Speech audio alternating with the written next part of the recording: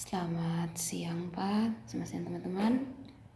Perkenalkan, nama saya Elizabeth Ikhlisyami, NIM 1703030097, kelas B semester 7, jurusan Sosiologi, Fakultas Ilmu Sosial dan Ilmu Politik, Universitas Nusa Cendana. Pada video kali ini saya akan membahas kembali materi yang telah saya review dalam mata kuliah Sosiologi Terapan, review buku ke-6 yang berjudul Sosiologi di Usia Internet. Jadi kita langsung saja masuk di bagian pertama, yaitu munculnya jaringan metafora. Nah, di sini mengeksplorasi perkembangan jaringan metafora dalam ilmu sosial. Ada 4 subbagian nanti yang akan saya jelaskan. Yang pertama, subbagian yang pertama, pendekatan ke jaringan. Dikatakan jaringan metafora dalam ilmu sosial, biologi, politik, teknologi, dan ekonomi berkembang pesat sebagai cara baru untuk mengkonseptualisasikan cara kerja dunia material dan sosial. Gagasan tentang jaringan menurut Hart dan Negri menjadi kunci isomorfisme. Lanjut. Seperti teori sosial Michael Foucault pada tahun 1977, isomorfisme dari abad ke-19 adalah lembaga penjara panoptis, yaitu sekolah, rumah sakit, dan tempat kerja. Jadi saat ini jaringan telah digunakan sebagai bentuk umum dari institusi dan imajinasi kita. Metafora ilmiah bukan hanya sekedar ornamen linguistik yang bisa jadi dibuang demi deskripsi literal. Metafora sangat penting untuk konsepsi, pengembangan, dan pemeliharaan teori-teori ilmiah dalam berbagai cara. Subbagian yang kedua, metodologi jaringan. Nah, di sini upaya paling awal untuk menggunakan jaringan sebagai konsep sosiologis berasal dari tahun 1930-an. Oleh Scott pada tahun 2000 halaman 7. Tetapi gagal membangun metodologi yang dikembangkan dengan baik. Pada momen sejarah saat ini, hubungan jaringan sosial menyebar ke seluruh dunia tanpa solusi kontinuitas mutlak di mana saja. Visi Nadel tentang jejaring sosial sebagai metode universal untuk menemukan sosial hanya sebagian direalisasikan dalam karya antropolog berikutnya. Clive Mitchell, salah satu grup Manchester, mendeskripsikan jejaringan sosial dalam istilah tatanan pribadi. Tatanan pribadi adalah pola hubungan antara seorang individu dan orang lain, dan tautan yang dimiliki orang lain itu sendiri. Jaringan dikembangkan dari interaksi, baik komunikatif atau instrumental. Fitur ini dari analisis jaringan sosial, yaitu yang pertama, mereka bertindak untuk membatasi perilaku dan tindakan individu di dalamnya. Yang kedua, jaringan pada prinsipnya bersifat universal, yaitu komitmen untuk mempelajari jaringan ego center menjadi metodologis kebutuhan daripada prinsip ontologis. Yang ketiga, jaringan tidak mempengaruhi identitas komponen individu mereka. Orang-orang terhubung formasi tetap mempertahankan tujuan dan identitas individu. Yang keempat, jaringan dibentuk secara sukarela melalui interaksi para aktor, tetapi polanya spesifik secara budaya. Subbagian yang ketiga, jaringan masyarakat. Nah, di sini bagi Castells, Hart, dan Negri, jaringan adalah bentuk tatanan baru yang muncul dari pergaulan manusia ketika yang diberlakukan di panggung global. Ide jaringan masyarakat dikembangkan dari teori informasi masyarakat dan dalam banyak hal istilah sinonim dalam Webster pada tahun 1995. Akibatnya, seringkali sulit digali apa sebenarnya yang dimaksud dengan jaringan dalam jaringan masyarakat. Darren Barney pada tahun 2004 mengemukakan gagasan jaringan dapat digunakan sebagai validasi konsep diri, yaitu bentuk-bentuk sosial dalam jaringan masyarakat, dan jaringan masyarakat adalah masyarakat yang bercirikan jaringan. Jadi masyarakat dan jaringan itu ada hubungan keterkaitan antara keduanya, dan keduanya itu tidak bisa dipisahkan, di mana masyarakat itu adalah kumpulan dari berbagai individu sehingga membentuk masyarakat, dan tentunya di dalamnya ada suatu koneksi yang menghubungkan bisa berkumpulnya masyarakat tadi, dan itu terjadi karena adanya jaringan. Selanjutnya, dalam karya Castells yaitu The Net, digunakan sebagai singkatan dari jaringan Global Society, struktur interkoneksi dan interdependensi yang menjadi ciri politik modern, kehidupan ekonomi dan budaya di atas kanvas global. Analisis Castells tentang masyarakat jaringan adalah salah satu konsep inti yang cenderung bipolar dan saling elaboratif. Selanjutnya yang keempat, internet sebagai jaringan. Nah, di sini bagi Charles S., internet hanyalah ibu dari semua jaringan. Itu dituangkan pada tahun 1996 halaman 1 dalam bukunya.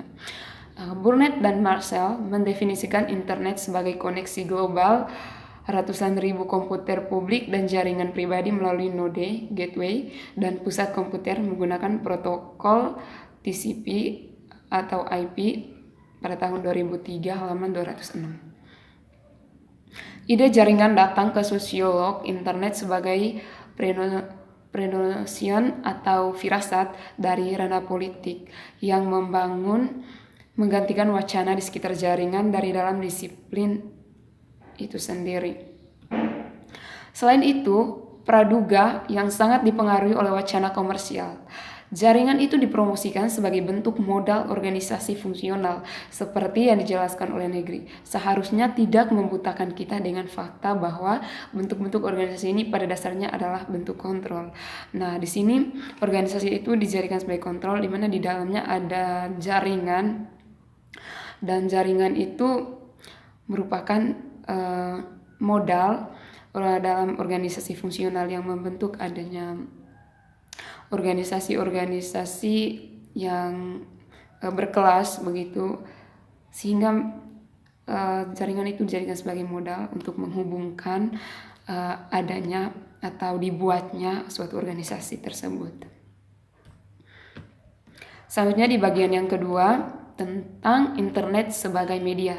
Nah, dalam bagian ini melihat internet seperti yang terlihat melalui lensa studi media. Cara wacana media mengkonstruksi internet sebagai objek penyelidikan. Dalam gagasan ini tentang ruang publik dan pengertian di mana internet dianggap sebagai satu kesatuan, yaitu pusat. Bagi ahli teori media, internet dikonstruksikan sebagai teknologi politik yang lokus kekuasaannya merupakan tantangan yang dihadirkannya bentuk dan institusi media massa tradisional. Pada akhirnya, perdebatan ini cenderung larut dalam perdebatan tentang media dan ruang publik. Peran media dalam partisipasi demokratis. Jadi di sini media itu dijadikan sebagai wadah di mana akan dituangkan berbagai ide-ide melalui menghubungkan dengan internet, sehingga itu bisa menjangkau segala aspek dan itu bisa terjangkau secara mendunia. Nah, lanjut yang kelima dalam bagian yang kedua, yaitu elemen ruang publik.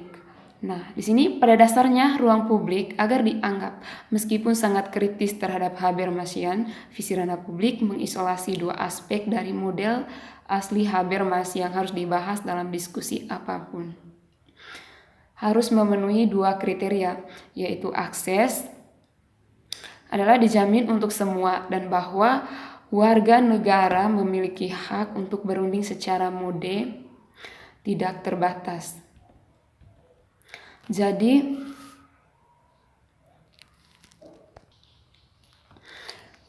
di sini internet sebagai media itu menjadi elemen ruang publik, di mana di dalamnya ada banyak orang yang mengkonsumsi media tersebut, atau dengan kata lainnya itu dengan pengertian lainnya, di mana konsumen, manusia yang merupakan konsumen dalam ruang publik itu menjadikan media itu dalam penggunaannya itu dijadikan sebagai wadah untuk menuangkan ide-ide, atau dijadikan sebagai wadah untuk menjangkau kehidupan masyarakat lainnya. Dan selanjutnya yang keenam, interaktivitas.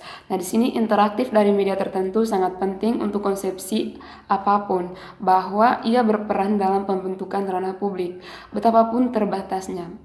Untuk Habermas, interaktivitas dari ranah publik borjuis abad ke-18 tidak terletak pada produk media, tetapi pada lokasi konsumsi sosialnya.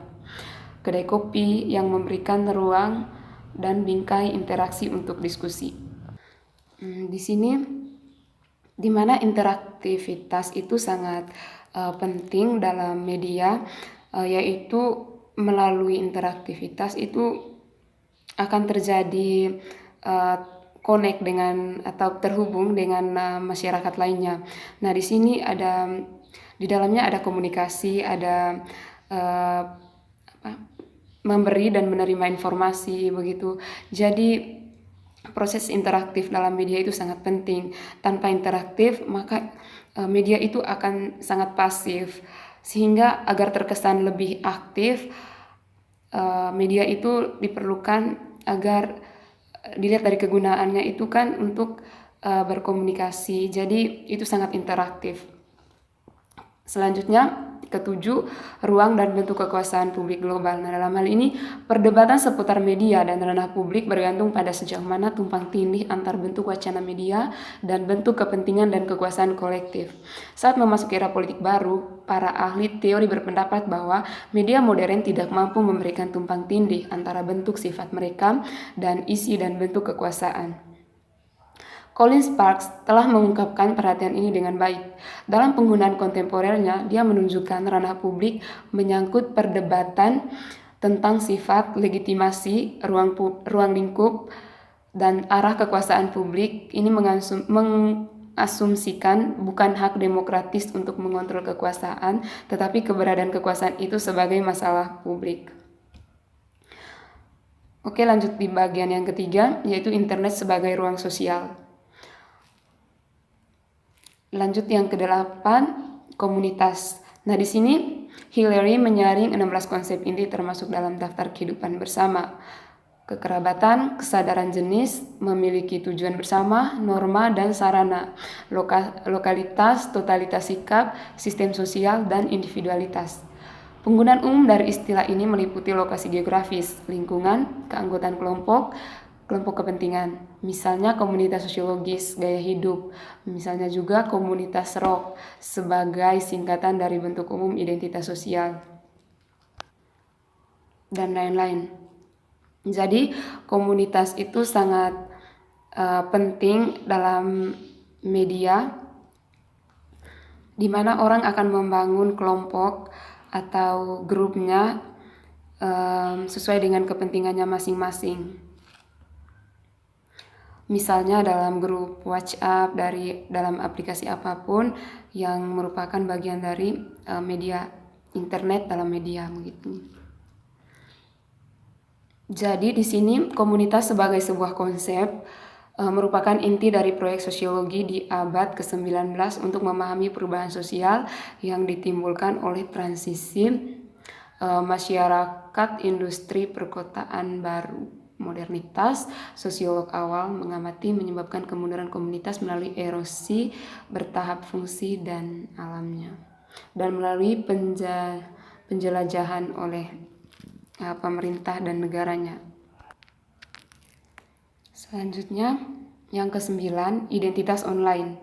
Nah, di sini subjektivitas warga online terlihat dalam hal proyek realisasi diri postmodern, realisasi yang terlihat beroperasi bebas dari kendala yang diberlakukan oleh tatanan sosial offline. Inti idenya adalah saat kita berkembang dan mengekspresikan banyak karakter, memanfaatkan aspek laten dari kepribadian kita, dan memproyeksikan ke dalam pesona yang koheren, maka semakin sering melakukannya akan menjadi hidup di otak masing-masing. Nah, dalam hal ini, melalui internet kita bisa menyampaikan atau memberitahukan kepada khalayak atau siapa saja yang menggunakan internet mengenai identitas diri kita, di mana di situ juga identitas online itu akan ada keterangan menyangkut diri kita, mengenai hobi, mengenai apa saja yang tentang diri kita melalui dan semuanya itu tercakup dalam berbagai aplikasi yang dipergunakan dari setiap orang. Selanjutnya bagian yang keempat yaitu internet sebagai teknologi. Nah, dalam hal ini sosiologi teknologi adalah bidang disiplin ilmu yang agak balkanisasi. Nah, balkanisasi itu merupakan istilah lain yang dipakai untuk menyebut bentuk lain disintegrasi atau pembagian subbidang dan pembuatan bidang baru dari sosiologi yang sebagian besar terputus dari aliran pengaruh lain dalam sosiologi. Yang ke-10 subbagiannya itu sosiologi teknologi. Nah, di sini rekonstruksi teknologi sosiologi yang sedang berlangsung di reaksi terhadap perpaduan teori baru di sekitar internet telah menguatkan lapangan, khususnya mendekonstruksi kerangka kerja organisasi dan determinisme yang sebelumnya mendominasi upaya untuk memahami teknologi. Perspektif teknologi, setiap individu mungkin memiliki berbagai kegunaan tertentu dan oleh karena itu sifatnya netral, tetapi sebagian besar tidak relevan. Untuk substantivis ada dua masalah utama. Yang pertama, bahwa teknologi secara umum memaksakan cara berada di dunia. Dalam Barney 2004 halaman 38, pola pikir tertentu dan yang kedua, bahwa teknologi itu sendiri mengatur cara kita memandang dunia. Oke, sekian video dari saya. Kali ini sekian dan terima kasih.